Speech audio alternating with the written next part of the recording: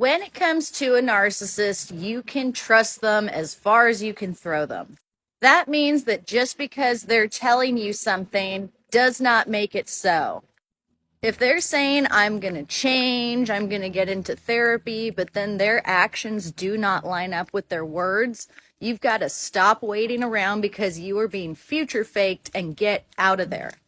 Narcissists don't want to change the status quo. They want you to be fighting and arguing and in constant chaos. That's where they feel the most comfortable.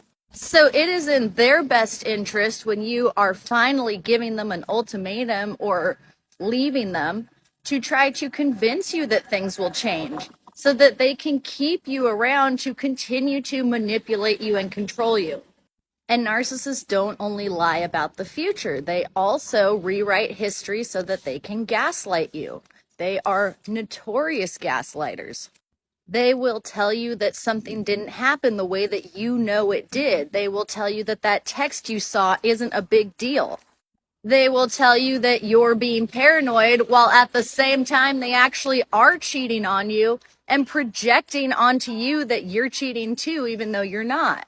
They craft a reality around themselves where they are never wrong and always the victim. That means you have to be wrong 100% of the time in their minds and the aggressor 100% of the time.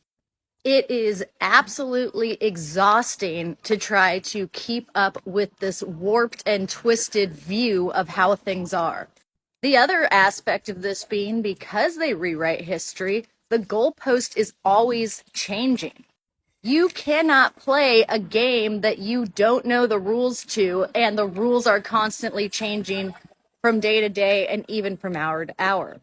The best thing that you can do is no longer play the game. Remove yourself from the narcissist's life. Even if you are forced to have a narcissist in your life because you co-parent with them or they're your mother-in-law or your coworker, you can remove yourself from their game by no longer emotionally engaging with them.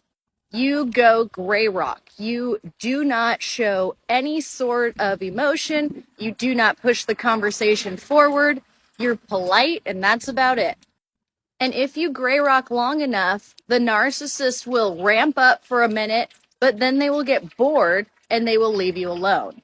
So in the meantime, if you can make yourself as boring as possible and never once give in to this emotional baiting, then you are on your way to freedom from the abuse of a narcissist. But if you can, go no contact.